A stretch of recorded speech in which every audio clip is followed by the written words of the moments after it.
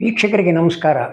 ಈಗಲೇ ಈ ಜ್ಞಾನದ ಯಾನದಲ್ಲಿ ನನ್ನೊಂದಿಗೆ ತಜ್ಞ ಆಯುರ್ವೇದ ವೈದ್ಯ ಪನ್ನ ಕಾಮತರ ಸಂವಾದವನ್ನು ನೋಡಿದ್ದೀರಾ, ತುಂಬ ಮೆಚ್ಚಿಕೊಂಡಿದ್ದೀರಾ. ಆದರೆ ಯಾಕೋ ಏನೋ ನೋಡಿದವರಲ್ಲಿ ಭಾಳಷ್ಟು ಜನ ಸಬ್ಸ್ಕ್ರೈಬ್ ಮಾಡೋಕ್ಕೆ ಮನಸ್ಸೇ ಮಾಡಿಲ್ಲ.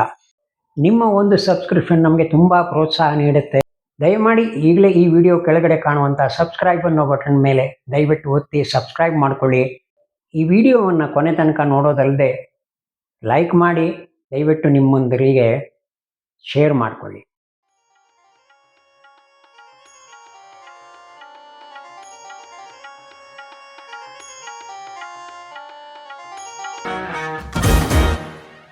ವೀಕ್ಷಕರೇ, ಇಂದಿನ ನನ್ನ ಯಾನದಲ್ಲಿ ನನ್ನ ಜೊತೆಗಿರುವವರು ಬಹುಶಃ ನಿಮ್ಮಲ್ಲಿ ಹಲವರಿಗೆ ಚಿರಪರಿಚಿತರೇ. ಕನ್ನಡ, ವೇದ, ಸಂಸ್ಕೃತದಲ್ಲಿ ಪಾಂಡಿತ್ಯ ಪಡೆದಿದ್ದಲ್ಲದೆ ಇತಿಹಾಸಕಾರರಾಗಿ ಹಲವು ಪುಸ್ತಕಗಳನ್ನು ಬರೆದಿದ್ದಾರೆ. ಪ್ರಸ್ತುತದಲ್ಲಿ ಇಂದಿರಾ ಗಾಂಧಿ ಕಲಾ ಕೇಂದ್ರದಲ್ಲಿ ಶಾಸ್ತ್ರಜ್ಞರಾಗಿ ಕೆಲಸ ಮಾಡ್ತಾ ಇದ್ದದ್ರ ಜೊತೆಗೆ ಭಾರತದ ನಿಜವಾದ ಇತಿಹಾಸದ ಬಗ್ಗೆ ಹಲವು ರೀತಿಯಲ್ಲಿ ಬೆಳಕು ಚೆಲ್ತಾ ಇದ್ದಾರೆ ಅಂತ ಹೇಳಬಹುದು. ಕೇವಲ ಆಕ್ರಮಣಕಾರಿಗಳ ಬಗ್ಗೆನೇ ಓದಿದಂಥ ನಾವು ಇವರ ಅಧ್ಯಯನದಿಂದಾಗಿ ಹಲವು ಹೊಸ ವಿಷಯಗಳನ್ನು ತಿಳಿಯುವಂತಾಗಿದೆ. ಬನ್ನಿ ಅವರ ಜೊತೆ ಮಾತನಾಡ್ತಾ ಅವರ ಜ್ಞಾನ ಭಂಡಾರದಿಂದ ನಾವು ಅಲ್ಪ ಸ್ವಲ್ಪ ತಿಳಿದುಕೊಳ್ಳೋಣ. ನಮಸ್ಕಾರ. ತೇಜಾತ್ ಭಟ್ರಿಗೆ. ವೇದವನ್ನು ಓದಿದ್ದೀರಾ, ಸಂಸ್ಕೃತವನ್ನು ಓದಿದ್ದೀರಾ, ಇತಿಹಾಸ ಅಂತೂ ಚೆನ್ನಾಗಿ ಮನದಟ್ಟಾಗಿತ್ತು. ಇವಾಗ ಎಪಿಗ್ರಾಫಿಸ್ಟ್ ಆಗಿ ಕೆಲಸ ಮಾಡ್ತಾ ಇದ್ದೀರಾ. ನಾವು ಯಾವುದ್ರ ಕ್ವಶನ್ ಕೇಳಬೇಕು ಅಂತಲೇ ನನಗೆ ಗೊತ್ತಾಗ್ತಿಲ್ಲ. ಆದರೂ ಒಂದು ಸಣ್ಣ ಶುರು ಮಾಡೋದಾದರೆ, ಈ ನಮ್ಮಲ್ಲಿ ವೈದಿಕ, ಪೌರಾಣಿಕ, ಆಮೇಲೆ ಈಗ ಇತಿಹಾಸ. ಈ ವೈದಿಕ ಪುರಾಣಿಕನೂ ನಾವು ಇತಿಹಾಸ ಅಂತಲೇ ಕನ್ಸಿಡರ್ ಮಾಡ್ಬೋದಾ, ಅಥವಾ ಯಾಕೆಂದರೆ ಪೌರಾಣಿಕದಲ್ಲಿ ಬರೀ ಕಥೆಗಳೇ ಜಾಸ್ತಿ, ಅದನ್ನು ಕತೆಗಷ್ಟೇ ಸೀಮಿತವಾಗಿ ಇಡಬೇಕಾ, ಅಥವಾ ಅದಕ್ಕೇನಾದರೂ ಪುರಾವೆ ಇದೆಯಾ ಇತಿಹಾಸದ, ಅದು ಒಂದು ಇತಿಹಾಸ ಅನ್ನೋದಕ್ಕೆ? ಈಗ ವೇದ ಅನ್ನುವುದು ಸಾಹಿತ್ಯದಿಂದ ಹೊರತಾದದ್ದು. ಅದರಲ್ಲಿ ಇತಿಹಾಸವನ್ನು ಹುಡುಕುವುದು ಬಹಳ ಕಷ್ಟ. ಮತ್ತು ವೇದವನ್ನು ಅಪೌರುಷೇಯ ಅಂತ ನಾವು ತೆಗೆದುಕೊಂಡಾಗ ಅದರಲ್ಲಿ ಒಬ್ಬ ವ್ಯಕ್ತಿ ಇದ್ದ, ಅವ ಇದನ್ನು ರಚನೆ ಮಾಡಿದ ವೇದವನ್ನು, ಅದು ತಪ್ಪಾಗುತ್ತೆ. ವೇದ ಅನ್ನೋದು ಒಂದು ತರಂಗ. ಆ ತರಂಗದಲ್ಲಿ ಸಿಕ್ಕಿದಂತಹ, ಅಥವಾ ಒಬ್ಬ ಋಷಿ, ಮಹರ್ಷಿ, ಅವ ಬಹಳ ಅಧ್ಯಯನ ಮಾಡಿ ಸಾಧನೆ ಮಾಡಿ ಯಾವುದೋ ಒಂದನ್ನು ಕಂಡುಕೊಂಡಿರ್ತಾನೆ. ಅದು ತರಂಗದ ರೂಪದಲ್ಲಿ ಅವನಿಗೆ ಬಂದು ಅವನ್ನು ಹೊರಗೆ ಹಾಕ್ತಾನೆ.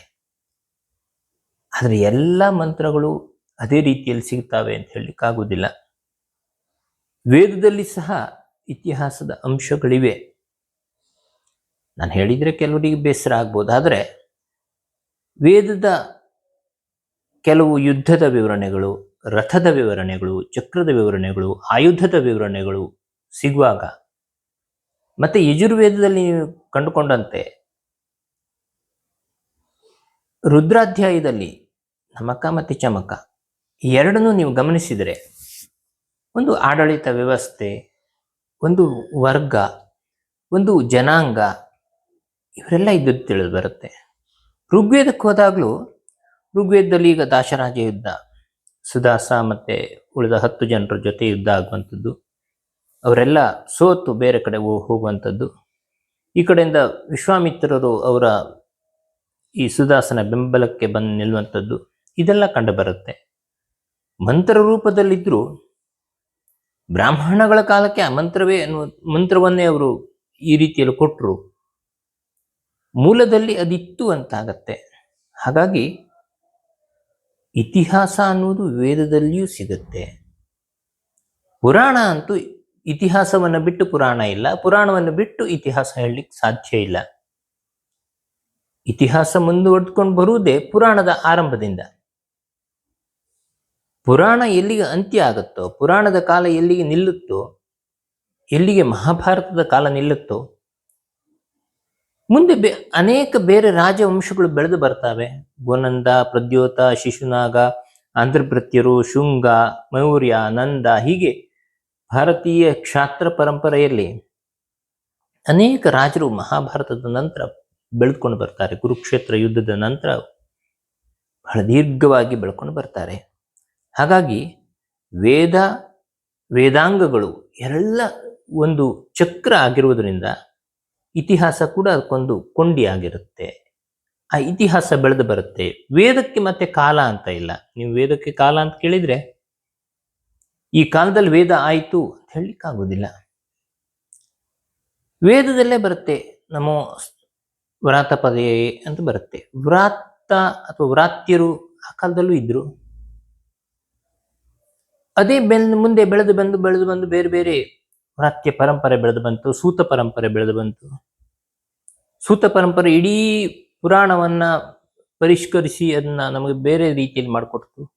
ವ್ಯಾಸರು ಸಹ ಸೂತರಾಗಿದ್ರು ಅನ್ನುವಾಗ ಸೂತ ಅನ್ನೋದು ಒಂದು ಜಾತಿ ಅಲ್ಲ, ಮತ್ತೆ ಅದೊಂದು ಕೀಳು ಮಟ್ಟದ ಜಾತಿ ಅಲ್ಲ. ಸೂತ ಅನ್ನೋದು ಒಂದು ಪುರಾಣಗಳನ್ನ ಬರೆಯುವಂಥವರು, ಅಂದ್ರೆ ಪುರಾಣವನ್ನ ರಚನೆ ಮಾಡುವಂಥವ್ರು. ಇನ್ನೊಂದು ಪುರಾಣವನ್ನ ಇನ್ನೊಬ್ಬರಿಗೆ ದಾಟಿಸುವಂಥವ್ರು. ಇನ್ನು ಸೂತರು ಅದರಲ್ಲಿ ವೈದ್ಯರಿದ್ರು, ಸೈನಿಕರಿದ್ದಾರೆ,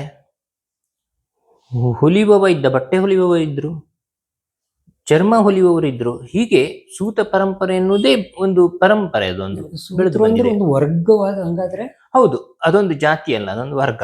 ಅದೊಂದು ಕೆಲಸದ ಒಂದು ಹಂತದ ಕೆಲಸವನ್ನು ಮಾಡ್ಕೊಂಡು ಬರ್ತಾ ಇದ್ದಂತಹ ಒಂದು ರಾಜ ಪರಂಪರೆಯಲ್ಲಿ ಸೂತ ಪರಂಪರೆ ಅನ್ನೋದು ಎಲ್ಲ ಸಹಾಯವನ್ನು ಮಾಡ್ತಾ ಇತ್ತು. ಒಂದು ರಥ ಓಡಿಸುವವನಿಗೆ ಸೂತ, ರಥ ಓಡಿಸುವವನು ಸೂತ, ಈ ಕಡೆ ಅಂಬಿಗ ಆದವನು ಸೂತನಾಗಿರ್ತಾನೆ. ಇನ್ನು ವರ್ಣಸಂಕರ, ಈಗ ಒಂದು ಕ್ಷತ್ರಿಯ ಕುಲದ ಹುಡುಗ ಅವನ ಕುಲದ ಹುಡುಗಿ ಅಲ್ಲದೆ ಇನ್ನೊಂದು ಹುಡುಗಿಯನ್ನ ತಗೊಂಡ್ಬಂದು ಮದುವೆ ಆದ ಅಂತಂದ್ರೆ ಅದು ಸೂತ ಅಂತ ಹೇಳಿಸುತ್ತೆ. ಅದನ್ನೇ ಇಟ್ಕೊಂಡು ಎಲ್ಲರನ್ನೂ ಸೂತ ಅಂತ ಹೇಳಿ ಜನರಲೈಸ್ ಮಾಡುವುದು ಅದು ಸುಮಾರು 10ನೇ ಶತಮಾನ ನಂತರ ಬಂದಂತಹ ಪರಂಪರೆಗಳವೆಲ್ಲ. ಕರ್ಣನಿಗೆ ಸೂತಪುತ್ರ ಅಂತ ಮಾಡ್ಕೊಂಡಿದ್ದ ಆ ಕಾಲದಲ್ಲಿ. ಅಲ್ಲಿವರೆಗೂ ಅದು ನಿಜವಾಗ್ಲೂ ಅವನು ಸೂತ ಅಂದ್ರೆ ಸುಮ್ಮನೆ ಏನೋ ಕೆಳವರ್ಗದವನು ಅಂತ ಅಲ್ವೇ ಅಲ್ಲ. ಅಲ್ಲ ಅಲ್ಲ, ಕೆಳ ದರ್ಜೆಯ ಅನ್ನುವ ಯಾವ ಪದವಿಯೂ ಅಲ್ಲ ಅವನದ್ದು. ರಾಜನು ಸೂತನಾಗಿದ್ದ ಅನ್ನುವಾಗ ರಾಜ ಪದವಿಯೇ ಸೂತ ಪದವಿಯಾಗಿದ್ರೆ ಉಳಿದವರದ್ದೇನು ದೊಡ್ಡ ನಿಕೃಷ್ಟ ಅಲ್ಲ. ಅದು ಈ ಪುರಾಣದ ಹಲವು ಕಥೆಗಳಲ್ಲಿ ಸೂತ ಪುರಾಣಿಕರು ಅಂತ ನಾವು ಸೂತ ಉವಾಚ ಅಂತ ನಾವು ನಮ್ಮ ಮಂತ್ರಗಳಲ್ಲಿ, ಮಹಾಭಾರತದಲ್ಲಿ ಎಲ್ಲ ಕಡೆ ಸೂತ ಉವಾಚ ಬರುತ್ತೆ. ಆದ್ರೆ ಹೆಚ್ಚಾಗಿ ಪೌರಾಣಿಕ ಕಥೆಗಳಲ್ಲಿ ವ್ಯತಿರಿಕ್ತವಾದ ಕಥೆಗಳೇ ಜಾಸ್ತಿ ಇದೆ. ಯಾಕೆ ಒಂದು ಕತೆ ಒಂಥರ ಹೇಳಿದ್ರೆ ಇನ್ನೊಂದು ಕತೆ ಅದನ್ನೇ. ಹೌದು, ಈಗ ಒಂದು ಪುರಾಣಗಳು, ಈಗ 18 ಪುರಾಣಗಳಲ್ಲಿ ಒಂದೇ ಕತೆ ಬೇರೆ ಬೇರೆ ರೀತಿಯಲ್ಲಿ ಬರಬಹುದು, ಸಾಧ್ಯತೆ ಇದೆ. ಆದ್ರೆ ಪುರಾಣದಲ್ಲಿ ಬರುವಂತಹ ಎಲ್ಲರೂ ಒಂದೇ ಅಲ್ಲ, ಎಲ್ಲ ಕಥೆಗಳು. ಈಗ ಒಬ್ಬ ವಿಶ್ವಾಮಿತ್ರರನ್ನು ತಗೊಳ್ಳಿ, ಅಥವಾ ಭಾರದ್ವಾಜರು, ಅಥವಾ ಗೌತಮರು, ಹೀಗೆ ಯಾವುದೋ ಒಂದು ಋಷಿ ಅಂತ ತಗೊಳ್ಳಿ. ವೇದಗಳಲ್ಲಿ ಅವನ ಹೆಸರನ್ನ, ಆ ಋಷಿಯ ಹೆಸರನ್ನು ಕೇಳಿರ್ತೇವೆ ನಾವು.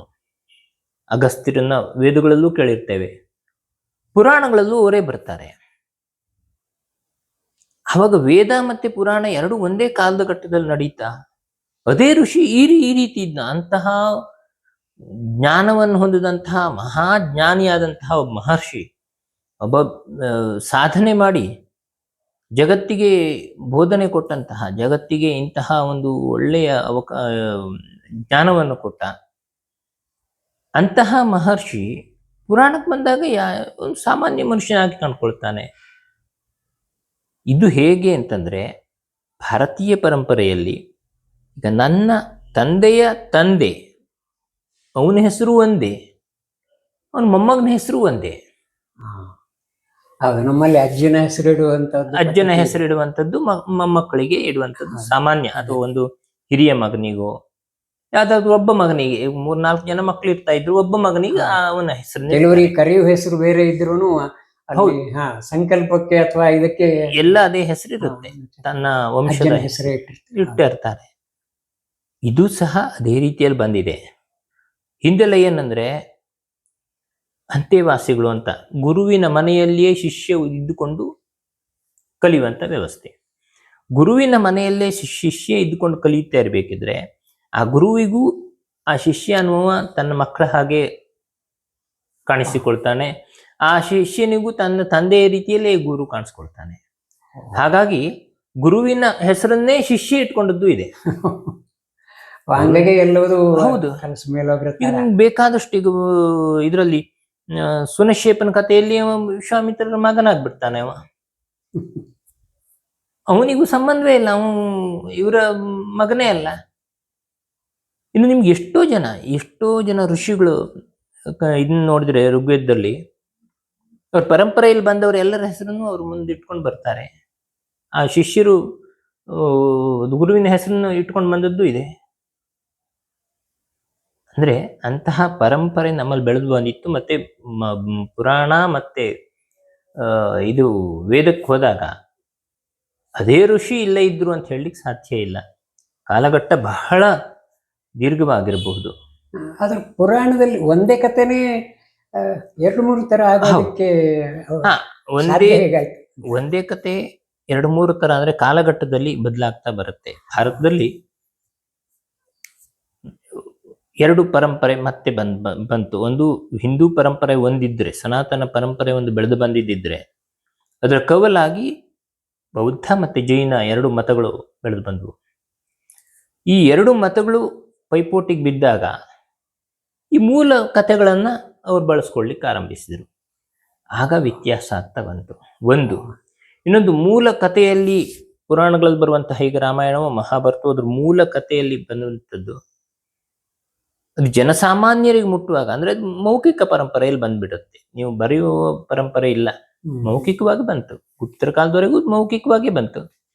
ಮತ್ತೆ ಅಂತಹ 24,000 ಶ್ಲೋಕಗಳನ್ನ ಯಾವುದೋ ಕಲ್ಲಿನ ಮೇಲೋ ಒಂದು ಯಾವುದೋ ವಸ್ತ್ರದ ಮೇಲೋ ಬರೀಲಿಕ್ಕೆ ಸಾಧ್ಯವೂ ಇಲ್ಲ. ಅಷ್ಟು ಸಮಯವೂ ಇಲ್ಲ ಮನುಷ್ಯರಿಗೆ, ಅದು ಆ ಉಪಕರಣಗಳು ಇಲ್ಲ. ಹಾಗಾದ್ರೆ ಮೌಖಿಕ ಪರಂಪರೆಯಲ್ಲೇ ಬೆಳೆದು ಬರುತ್ತೆ. ಮೌಖಿಕ ಪರಂಪರೆಯಲ್ಲಿ ಬೆಳೆದು ಬಂದಾಗ ಅದು ಶ್ಲೋಕ ಜಾಸ್ತಿ ಆಗ್ಲೂಬಹುದು. ಆಯಾಯ ಪ್ರದೇಶಗಳಿಗೆ, ಆಯಾಯ ವ್ಯಕ್ತಿಗಳಿಗೆ ಒಬ್ಬ ಗುರು, ಅವ ಕವಿ, ಅವ ಒಂದು ಶ್ಲೋಕ ಸ್ಫುರಿಸುತ್ತೆ, ಅವ ಹೇಳ್ಬಿಡ್ತಾ ಹುಡುಗನಿಗೆ ನೀತಿ ಶ್ಲೋಕವನ್ನು ಹೇಳ್ತಾನೆ, ಕಥೆಯನ್ನ ವಿಸ್ತಾರ ಮಾಡಿ ಹೇಳ್ತಾನೆ. ಅವ ಯಾವ್ಯಾವುದೋ ಕಥೆಗಳು ಇದ್ರ ಒಟ್ಟಿಗೆ ಬಂದು ಸೇರ್ಕೊಳ್ತವೆ. ಈಗ ನಮ್ಮಲ್ಲಿ ಯಕ್ಷಗಾನ ಬರುತ್ತೆ. ಯಕ್ಷಗಾನದ ರಂಜನೆಗೆ ಎಲ್ಲಾ ರಸಗಳನ್ನು ಅವರು ತೋರಿಸ್ಬೇಕು. ಹಾಸ್ಯವನ್ನು ತೋರಿಸ್ಬೇಕು, ಶೃಂಗಾರವನ್ನು ತೋರಿಸ್ಬೇಕು, ಯುದ್ಧವನ್ನು ತೋರಿಸ್ಬೇಕು. ಇದರಲ್ಲೆಲ್ಲ ಹಾಸ್ಯ ಬರುವುದೇ ಇಲ್ಲ. ಅವ ಅದರಲ್ಲಿ ಹಾಸ್ಯ ತಗೊಂಡ್ಬರ್ತಾನೆ ಅಲ್ಲಿ. ಆವಾಗ ದೊಡ್ಡದಾಗ್ತಾ ಬರುತ್ತೆ, ಬೆಳೀತಾ ಬರುತ್ತೆ, ಕಥೆಗಳು ವ್ಯತ್ಯಾಸ ಆಗ್ತಾ ಬರುತ್ತೆ. ಈ 2 ಧರ್ಮದ ಬಂದ ಮೇಲೆ ಇದರದ್ದೆಲ್ಲ ಸ್ವಲ್ಪ ವ್ಯತ್ಯಾಸ ಸ್ವಲ್ಪ ಅಲ್ಲ, ಜಾಸ್ತಿ ವ್ಯತ್ಯಾಸ ಆಯ್ತು. ಮೂಲದಲ್ಲಿದ್ದಂತಹ ಕರುಣ ಅನ್ನುವ ಅವನು ಹುಟ್ಟ ಕೆಟ್ಟವನೇ, ಅವನನ್ನ ಕರುಣಾಜನಕ ವ್ಯಕ್ತಿಯಾಗಿ, ಅವನನ್ನ ಒಬ್ಬ ಒಳ್ಳೆಯ ವ್ಯಕ್ತಿಯಾಗಿ, ಆದರ್ಶ ವ್ಯಕ್ತಿಯಾಗಿ ಅವನಿಗೇನೋ ತೊಂದರೆ ಆಯ್ತು. ಪಾಂಡವರ ಕಡೆಯಿಂದಲೇ ಅವನಿಗೇನೋ ತೊಂದರೆ ಆಯ್ತು. ಅವನೊಬ್ಬ ಶಾಪಗ್ರಸ್ತನಾಗಿ ಕಾಣಿಸ್ತಾನೆ. ಮೂಲದ ಮಹಾಭಾರತದಲ್ಲಿ ಇದೆ ಅಂತ ಹೇಗೆ ಹೇಳ್ತೀರಿ? ಪರಶುರಾಮನ ಜೊತೆ ಹೋದ ಅಂದ್ರೆ ಮೂಲವಾಗಿ ಇದ್ದಿದ್ರಲ್ಲಿ ಅದೆಲ್ಲ ಇಲ್ಲ. ಕರ್ಣನ ಆ ರೀತಿಯ ಕರ್ಣ ಅಲ್ಲ, ಇಲ್ಲ. ಈ ರೀತಿಯ ಅವನನ್ನ ಎಲ್ಲ ಕಡೆ ನೆಗ್ಲೆಕ್ಟ್ ಮಾಡುವುದು, ಅವನನ್ನ ಹಾಗೆ ಮಾಡುವಂತಹ ಪರಿಸ್ಥಿತಿ ಇಲ್ಲ. ಕರ್ಣ ಆ ರೀತಿಯಲ್ಲೇ ಬೆಳೆದುಕೊಂಡು ಬಂದವ. ಅವ ಕುಮಾರವ್ಯಾಸ ಭಾರತದಲ್ಲೂ ಇದೆಯಲ್ಲ ಅದೇ ತರ. ಕುಮಾರವ್ಯಾಸನು ಆಮೇಲೆ ಬಂದದ್ದಲ್ಲ. ಕುಮಾರವ್ಯಾಸ ಭಾರತ ಬಂದದ್ದು ಆಮೇಲೆ 7ನೇ ಶತಮಾನ ಮೇಲೆ ನಂತರವೇ ಬಂದದ್ದವರೆಲ್ಲ. ಅವರೆಲ್ಲ ಬರೆಯುವಾಗ ಯಾವುದನ್ನ ಮೂಲವಾಗಿ ಇಟ್ಕೊಂಡು ಬರ್ದಿರ್ಬಹುದು, ಅಥವಾ ಯಾಕಂದ್ರೆ ಅದಕ್ಕೆ ಬದಲಾವಣೆ ಮಾಡಿದ್ದಾರೆ ಅಂದ್ರೆ. ಹೌದು, ಮೂಲ ಇಟ್ಕೊಂಡಿರಬಹುದು, ಆದ್ರೆ ಆಮೇಲೆ ಜನಜನಿತವಾದಂತಹ ಕಥೆಗಳನ್ನು ಬಿಡ್ಲಿಕ್ಕೆ ಸಾಧ್ಯ ಇಲ್ಲ. ಮೂಲ ಕಥೆಗಳು ಇದ್ದೇ ಇರ್ತಾವೆ, ಮೂಲ ಕಥೆಗಳು ಬೇಕಾದಷ್ಟು ಸಿಗ್ತವೆ ನಿಮ್ಗೆ. ಆದ್ರೆ ಡೌಟ್ ಬರುತ್ತೆ, ಮೂಲ ಇದ ಅಂತ. ಯಾವ್ದು ಹೆಚ್ಚು ಪ್ರಸಿದ್ಧ ಅದನ್ನ ನಾವು ತಗೊಳ್ತೇವೆ. ಹಾಗಾದ್ರೆ ಈಗ ಅದೇ ನಾನು ಎಲ್ಲ ನೋಡ್ತಾ ಇದ್ದಾಗ ಒಬ್ರು ಹೇಳ್ತಾ ಇದ್ರು, ವೇದಗಳನ್ನ ಮೌಖಿಕ ರೂಪದಲ್ಲಿ ಇಟ್ಟಿದ್ದು ಒಂದೇ ಒಂದು ಕಾರಣಕ್ಕೆ, ಅದೇನಾದ್ರೂ ಬರೆದ್ರೆ ಅದು ತಿದ್ದುವ ಅಥವಾ ಅದನ್ನು ಬದಲಾವಣೆ ಮಾಡುವ ಸಾಧ್ಯತೆ ಇದೆ. ಮೌಖಿಕದಲ್ಲಾದ್ರೂ ಅದು ಆಗೋದೇ ಇಲ್ಲ. ಒಬ್ಬರಿಂದ ಒಬ್ರಿಗೆ ಬಂದ್ಮೇಲೆ ಅವ್ರು ಅದೇ ತರನೇ ಮುಂದುವರ್ಸ್ಕೊಂಡು ಹೋಗ್ಬೇಕು, ಆ ತರ ಇದೆ. ಅದಕ್ಕಾಗಿ ಅದನ್ನ ಬರ್ದಿರ್ಲಿಲ್ಲ ಹಿಂದಿನ ಋಷಿಗಳು ಅಂತ ಅವ್ರು ಹೇಳಿದ್ರು. ಮೌಖಿಕ ಪರಂಪರೆಯಲ್ಲಿ ಏನಾಗತ್ತಂದ್ರೆ, ಮೌಖಿಕ ಪರಂಪರೆಯಲ್ಲಿ ಗುರು ಏನ್ ಹೇಳಿರ್ತಾನೋ ಅದೇ ಶಿಷ್ಯನಿಗೆ ದಾಟಿರುತ್ತೆ. ಮತ್ತೆ ಅವನ್ನ ಜ್ಞಾನದಿಂದ ತೆಗೆದುಕೊಂಡಿರ್ತಾನೆ, ತಲೆಯಲ್ಲಿ ಇರುತ್ತೆ ಅದು ಒಂದು. ಇನ್ನೊಂದು ಕಂಠಸ್ಥವಾಗಿರುತ್ತೆ. ನೀವು ಬರೆದಾಗ ಕಂಠಸ್ಥವಾಗಿರುವುದಿಲ್ಲ, ಅದು ಹೇಗೂ ಪುಸ್ತಕದಲ್ಲಿ ನಾವು ನೋಡ್ಕೊಂಡು ಹೇಳ್ಬೋದು ಅನ್ನೋ ಭಾವನೆ ಬಂದ್ಬಿಡುತ್ತೆ. ಹಾಗಾಗಿ ಕಂಠಸ್ಥ ಅನ್ನೋದು ಪರ್ಫೆಕ್ಟ್ ಆಗಿರುತ್ತೆ. ಬರೆಯುವುದು ಅನ್ನೋದು ಹಾಗಲ್ಲ, ನನಗೆ ಬೇಕಾದಂಗೆ ನಾನು ಬರೆದಿಟ್ಕೊಳ್ತೇನೆ. ಅದರಲ್ಲಿ ನಿಮಗೆ ಉದಾತ್ತ ಅನುದಾತ್ತ ಸ್ವರಿತ ಈ ಚಿಹ್ನೆಗಳನ್ನು ಹಾಕುವಾಗ ವ್ಯತ್ಯಾಸ ಮಾಡ್ಕೊಳ್ಬಹುದು ಬರೆದಾಗ. ಆದ್ರೆ ಹೇಳುವಾಗ ಹಾಗಲ್ಲ, ಅವ ಗುರುವಿನಿಂದ ಕಲಿಯುವಾಗ ಅದನ್ನ ಕಲ್ತೇ ಇರ್ತಾನೆ ಅವ ಸ್ವಂತ. ಹಾಗಾಗಿ ವೇದಗಳು ಆ ಕಾಲದಿಂದ ಈ ಕಾಲದವರೆಗೂ ಹಾಳಾಗ್ಲೇ ಇಲ್ಲ, ಅದೇ ರೀತಿಯಲ್ಲಿ ಉಳ್ಕೊಂಡು. ವೇದವನ್ನು ಹಂಗಾರೆ ಮೊದಲು ಅಕ್ಷರ ರೂಪದಲ್ಲಿ ಅದು ಯಾವಾಗ ಬಂತು, ಏನಾದರೂ ಇದೆಯಾ ಎಲ್ಲಾದ್ರೂ? ಇಲ್ಲ, ನಂದೇ ಮೂಲ, ನನ್ನ ಹತ್ರ ಇರೋದೇ ಮೂಲ ಅಂತ ತುಂಬಾ ಜನ. ಸಾಧ್ಯವೇ ಇಲ್ಲ. ಆಮೇಲೆ ಹೇಳೋದು ಯಾವ್ದೋ ಸಂಹಿತೆ ಇದೆ, ಸಂಹಿತೆಯಲ್ಲೇ ಇರೋದು. ಆ ಸಂಹಿತೆ ಯಾರೋ ಒಬ್ರು ಬರೆದಿರ್ತಾರಲ್ಲ. ಸಂಹಿತೆ ಅಂದ್ರೆ ಮೌಖಿಕ ಪರಂಪರೆಯಲ್ಲಿ, ಈಗ ಮಹಾಭಾರತ ಇರ್ಬೋದು, ರಾಮಾಯಣ ಇರ್ಬೋದು, ಎರಡೂ ಮೌಖಿಕ ಪರಂಪರೆಯಲ್ಲೇ ಬಂತು ನಮ್ಮಲ್ಲಿ. ಜೊತೆಗೆ ವೇದಗಳು, ಬ್ರಾಹ್ಮಣಗಳು ಎಲ್ಲವೂ ಮೌಖಿಕ ಪರಂಪರೆಯಲ್ಲೇ ಬಂದದ್ದು. ಜ್ಯೋತಿಷ್ಯವು ಸಹ ಹಾಗೆ ಮೌಖಿಕ ಪರಂಪರೆಯಲ್ಲಿ ಬಂದದ್ದನ್ನ ಇಡೀ ಭಾರತದಲ್ಲಿ ಅದು ಒಂದೇ ರೀತಿಯಲ್ಲಿದೆ. ಭಾರತ ಅಂತಲ್ಲ, ಜಗತ್ತಿನಲ್ಲೇ ಅದನ್ನ ಬದಲಾಯಿಸ್ಲಿಕ್ಕೆ ಸಾಧ್ಯವೇ ಇಲ್ಲ. ಇದು ನನ್ನ ಮೂಲ, ಇದು ನಂದು ಮೂಲ ಅಲ್ಲ ಅಂತ ಹೇಳಲಿಕ್ಕೆ ಸಾಧ್ಯವೇ ಇಲ್ಲ. ಹಾಗಾಗಿ 4 ವೇದ ಬಂತಲ್ಲ. ಈಗ 3 ವೇದ ಅಂತ ಇಟ್ಕೊಳ್ಳೋದು, 4ನೇ ಬೇಡ. ಅಥರ್ವವೇದ ಬೇಡ, ವೇದಾತ್ರಯಿ. ಈ 3 ವೇದಗಳು ಬೇರೆ ಬೇರೆ ಬಂತಲ್ಲ. ಬೇರೆ ಬೇರೆ ಬಂದದ್ದನ್ನು ಬೇರೆ ಬೇರೆಯಾಗಿ ನಾವು ಕಂಠಸ್ಥ ಮಾಡ್ಕೊಂತು, ಅದನ್ನು ನಮ್ಮಲ್ಲಿ ನಾವು ಇಟ್ಕೊಂತು, ಅದು ಬೆಳೆದು ಬಂತು. ಶಾಖೆಗಳು ಹೋದವು, ಬಿಡಿ, ಶಾಖೆಗಳು ಹೋದವು. ಇದ್ದಷ್ಟು ವೇದಗಳು ಹಾಗೆ ಉಳ್ಕೊಂತು. ಹಾಗಾಗಿ ಮೂಲ ಅನ್ನುವ ಶಬ್ದ ವೇದಕ್ಕೆ ಬರುವುದಿಲ್ಲ, ಪುರಾಣಕ್ಕೆ ಬರಬಹುದು ಬಿಟ್ರೆ ವೇದಕ್ಕೆ ಬರುವುದಿಲ್ಲ. ಪುರಾಣಕ್ಕೆ ಮೂಲ ಬರುತ್ತೆ. ಯಾಕೆಂತಂದ್ರೆ ಅನೇಕ ವ್ಯಾಕರಣ ಪಂಡಿತರು ಬಂದರು, ವೈಯಾಕರಣಿಗಳು ಬಂದಾಗ ಮಹಾಭಾರತ ರಾಮಾಯಣ ಈಗ ಹೊಸ ವ್ಯಾಕರಣದಲ್ಲಿ ಬರಲೇಬೇಕು ನಮಗೆ. ಹಾಗಾಗಿ ನಾವು ಓದ್ತಾ ಇರುವಂಥದ್ದು ಪಾಣಿನಿಯ ನಂತರದ ಮಹಾಭಾರತ, ಪಾಣಿಯ ನಂತರದ ರಾಮಾಯಣ. ಇವೆಲ್ಲ ಇವರ ಕಾಲದಲ್ಲಿ ಆಯ್ತು ಅಂತ. ಯಾರು? ವಿಕ್ರಮಾದಿತ್ಯನ ಕಾಲದಲ್ಲಿ. ವಿಕ್ರಮಾದಿತ್ಯ ಅನ್ನುವಂಥ ರಾಜ, ಅವನ ಇದರಲ್ಲಿ 9 ಜನ ಕವಿಗಳಿದ್ರು, ಮಹಾಕವಿಗಳು. ಸಣ್ಣ ಸಣ್ಣವರಲ್ಲ, ಸಣ್ಣ ಸಣ್ಣವ್ರು ಬೇಕಾದಷ್ಟು. ಈ ನವರತ್ನಗಳು ಅಂತ ಏನ್ ಹೇಳ್ತಾರೋ ಅವ್ರನ್ನ ಇಟ್ಕೊಂಡಿದ್ದಾವ. ಪರಿಷ್ಕರಣೆ ಆವಾಗ ಆಯ್ತು ಅಂತ ಬರುತ್ತೆ.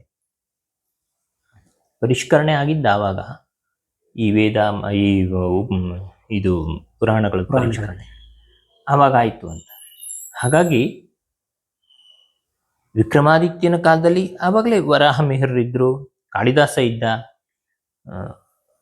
ತುಂಬಾ ಜನ ದೊಡ್ಡ ದೊಡ್ಡ ಕವಿಗಳೆಲ್ಲ ಆವಾಗಲೇ ಇದ್ರು. ಘಟಕರ್ಪರ, ಹೀಗೆ ಸುಮಾರು ಜನರ ಹೆಸರು ಬರುತ್ತೆ. ಸಣ್ಣ ವೇದತ್ರಯಿ ಅಂತ ಹೇಳಿ, ಅದ್ರ ಚತುರ್ವೇದ ಅಂತ ನಾವು ಹೇಳ್ತೀವಿ. ಅದು ಅಥರ್ವ ವೇದಕ್ಕೆ ಯಾಕೆ ಸ್ವಲ್ಪ ಬೇರೆಯಾಗಿ ಅದನ್ನ ಪರಿಗಣಿಸುವ ಕಾರಣ ಏನು?